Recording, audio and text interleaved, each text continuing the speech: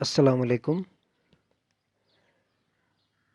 Dear students, آج آپ کو دا دہلی سلطنت پڑھائیں گے۔ دہلی سلطنت آپ کو پتہ ہے کہ 11ویں صدی سے پہلے 1130 سے پہلے ہندوستان کے بڑے بڑے کنگڈم زیادہ تر ساؤتھ میں تھے، لیکن اس کے بعد 1130 میں انگنا پالا نے پہلی بار دہلی کو اسٹیبلش کیا ایز ہز کیپٹل، اور اس کے بعد دہلی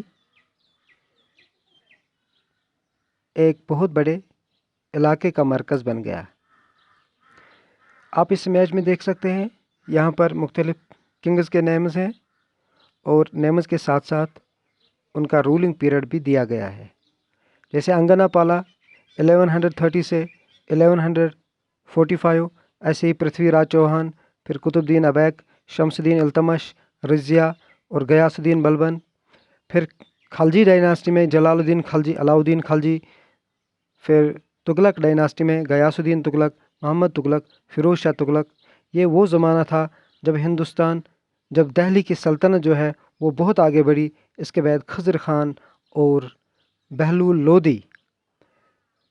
تو یہاں پر ٹیکسچول کوشچن جو آپ سے پوچھے جاتے ہیں کہ پہلے کس نے اسٹیبلش کیا دہلی کو، تو انگنا پالا ہے۔ تو دوسرا کوشچن یہ ہے کہ اس زمانے میں دہلی کی لینگویج کیا تھی، تو اس کا جواب پرشین بنتا ہے، کیونکہ اس زمانے میں یہاں کی زبان زیادہ تر پرشین تھی۔ اور اس کے بعد تیسرا کوشچن آتا ہے کہ کس سلطان کے دور میں سلطنت جو ہے بہت زیادہ آگے بڑھ گئی، تو محمد تغلق کے زمانے میں۔ اور اس کے بعد ہے کہ ہندوستان کا ایک مشہور ہسٹورین ابن بطوطہ کہاں سے آیا تھا، تو یہ مراکو افریقہ سے آیا تھا۔ اس کے بعد کوشچن ہے کہ سرکل آف جسٹس میں کیوں پیزنٹری کے ساتھ اچھا سلوک کرنے کی بات کی گئی تھی، چونکہ ساری تنخواہیں پیزنٹری سے آتی تھی، لہٰذا لکھا تھا کہ پیزنٹری کے ساتھ اچھا سلوک کیا جائے، ان کو ایک اچھی حکومت دی جائے۔